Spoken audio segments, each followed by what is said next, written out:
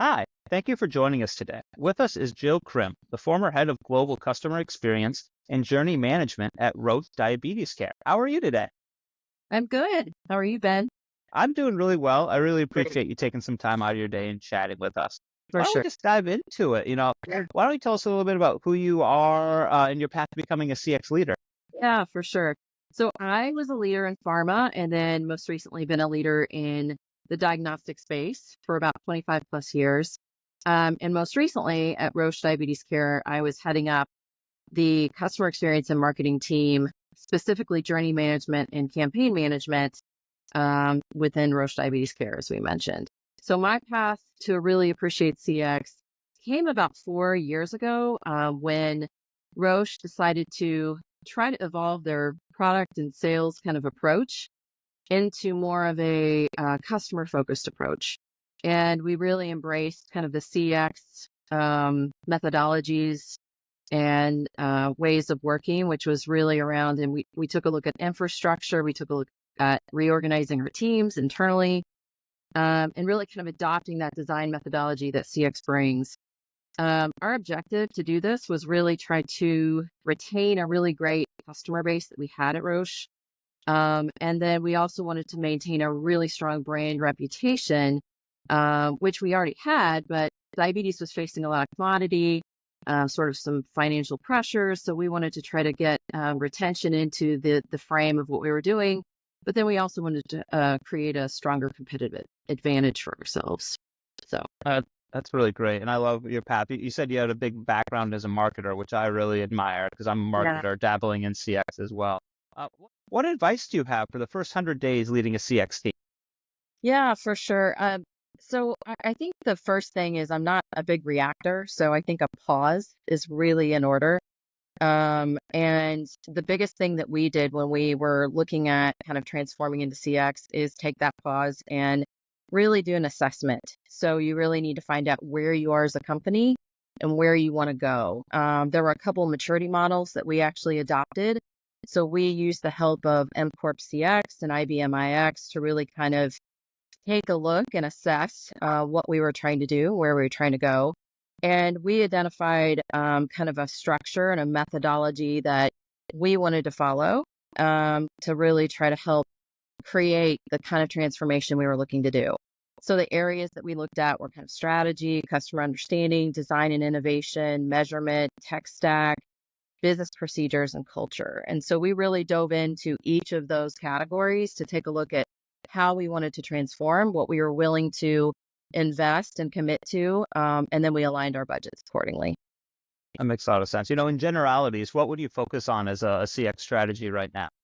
Yeah. So I think right now, I took a look at kind of the future and how that looked as we continued the evolution. And I believe there's kind of four areas I started to focus in on. One is data. Data is going to be necessary. It's necessary for personalization. I think the CX experience in and of itself really kind of revolves around meeting the customer where they are and ensuring that you're doing that in the right way and at the right time with the right content. So for us, personalization becomes really important and data, really getting those data models and that those databases intact so that you can actually implement on that. That really helps with the precision, that helps with the outcomes and the end of the day as well. So trends like Customer 360, we were looking at personalized AI content. Those were kind of things, as well as kind of really leaning into how could we anticipate next best action within the models and some of the blueprints we were putting together. The next one was text analytics. So I think that what we find is utilizing AI is going to be important, but it really helps out kind of any kind of clinical efficiency, physician assessments, and then customer service kind of center proficiencies. So we were taking a look at that. So that was a really important second kind of futuristic thing we were leaning into. The third was comprehensiveness. So in the diagnostic space anyway, it wasn't just one thing. It was a software, it was a hardware, it was an app, it was another diagnostic, it was feedback loops to the physicians. And all of that comprehensiveness really helped create better outcomes for our patients.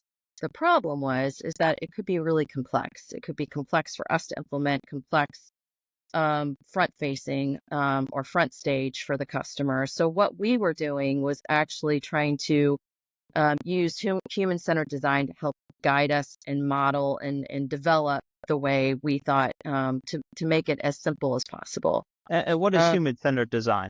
yeah, human centered design is really kind of looking at, and for us, it was really around taking a persona or a person, customer, representative customer, and taking them through a journey, but then also looking at um, how do you meet them where they are in their language, in their environment, understand all that, and then come up with a way that isn't a business way, but it's more of a way that you would do it as a normal person, as a normal human. We're taking it, so it has a lot of common sense and Yeah. practicality to it when you kind of lean into it, but it's kind of getting out of our own way to try to understand, these guys are, they have certain rituals every Sunday if you're a certain cultural group, or so it's kind of understanding that customer in a way that we're stepping into their shoes and their lives. And then what we do is design solutions around that. So we try to meet them where they are with experiences. Oh, I love that. That's a really great way to look at it. How do you measure the success of these strategies? Yeah, so success came for us both internal. So we were looking at transformation, right? So we were looking at some internal metrics, and that was really team effectiveness, speed to market. And then externally, it was really around increasing engagement, those retention metrics we were looking at, reducing friction. So what we found was a lot of the jumps that we were making people go through created a lot of friction, a lot of attrition. So we were trying to reduce those friction points. And then we obviously kind of followed up with some VOC, voice of the customer, to try to make sure we were on track. And when you say that, is that like NPS, customer satisfaction surveys, those sorts of Yeah, things?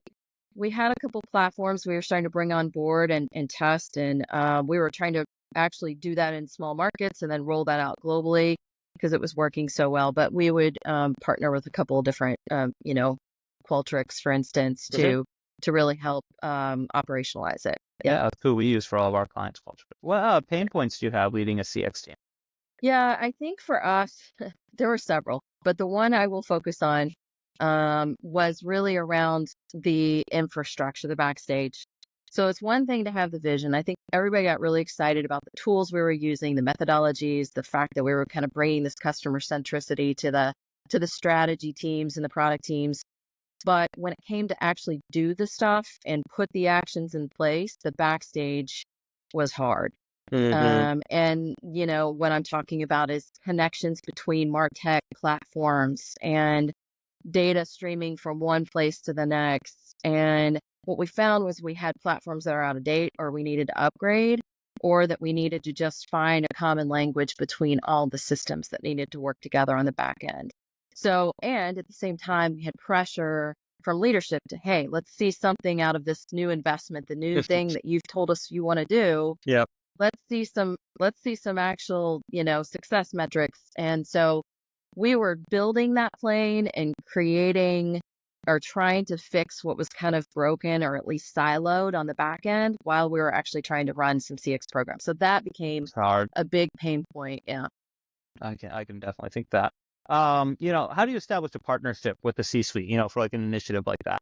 Yeah. So for me, there was a lot of ways to establish support. And I think for me, I usually fall on, regardless if it's CX, regardless if it's whatever you're trying to do, I think you have to find the decision makers, C suite, but you also have to find the people that know it, even the team members, the people who can help you also evangelize at whatever level.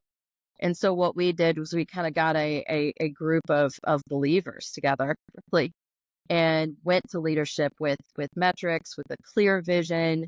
Here's what you're going to get, right? Here's the upside of what you're going to feel or what we're going to feel as a company. Here's what would happen if we don't do it. And so I think for us, it was creating that compelling story. It was getting those believers on board, but it was also for me, having them trust us that this was worth taking the risk, doing something different, and then helping them. So I didn't stop there, right? We didn't stop there as a group. What we did was we also brought them along as we were sausage making the process, right? So Mhm. we were letting them know this was a little bit difficult, but here's how we were going to solve for it. So I think it was also getting that buy-in and that information along the way as well. And then we were tracking the milestones, keeping track, keeping Yeah, score. it's a really good approach to that. Do you have an example where you've used customer feedback to improve your company? Yeah, so I think we've had several methods of obtaining, feedback insights. It was really became a foundational and actually fun process to what we were trying to do in CX. So we kind of did it in two different ways. We had one way where we started to implement journey mapping as a foundational practice, doing different segments, personas, archetypes. We were really getting into what we were trying to do, and specifically for a launch that we were working on. And so we would really implement these key evidences, these journey maps along before like a pre-launch process. And then once we did launch those programs, we were getting that feedback through intended actions that we were measuring. We were looking at call center feedback, social media, and this kind of we started practicing, I think, a lot of that process. Um, and that came for launch. That also then it was applied to a like training on a very difficult pump device. So we started actually, lifting and shifting a lot of our processes for different ways. But this, you know, it was really important. Feedback is one thing, but it's also important to just really know your customer really well. And I think the you know we were really investing heavily in doing that and making sure that we're keeping track along the way. So, That's really great. I'm going to switch gears a little bit, and this is a topic you dabbled on a bit earlier. But yeah. what do you think is the future of customer experience? Yeah, I mean, I kind of, yeah, I did talk about that, but I think, one other thing I'd add to the points that I made earlier is the fact that, CX is going to be pushed. So I've read a lot about CX. I continue to be one of those like hybrids who believes in both CX and marketing as a new way to communicate. And I think AI is really, I think we got to keep tabs on the way AI can help us in CX. So CX in and of itself could be pretty comprehensive, pretty complicated for a company to implement. But I think AI is going to help lessen some of the pain points of the actual integration of that into a company. And it doesn't have to be all that different than what you've been doing before. But I think it really does some of the methodologies that CX uses is really, really sound, and it helps get companies from I mean, no longer, I think companies are going to be able to be affected by just spraying a message out there. I mean, you got to be able to pull people into your company and have that conversation and have that relationship. So for me, CX becomes a way of the future, but I think the utilization of AI and making that easier, even on the company to implement, is going to be key. Mhm. Yeah, it definitely should build some efficiencies. We're seeing it Right. already. Like with Qualtrics, like you mentioned, they've rolled out a Yep. ton of AI features recently that have really been beneficial. Exactly. All right, this is Exactly. the last one I have for you. What else should we know about you, and how can we follow your career? Yeah, no, I'm on LinkedIn, of course. So everybody reach out to me. Currently kind of looking at other opportunities in which I can use my expertise for other companies. So please, anybody who is willing to hear or would love to pick my brain on what I've learned. I've certainly learned a lot along the way as we've kind of built something from scratch. I'm happy to engage and have a further conversation with someone. So Awesome. Sounds yeah. great. Thank you so much for your time today. All right. Thank you, Ben.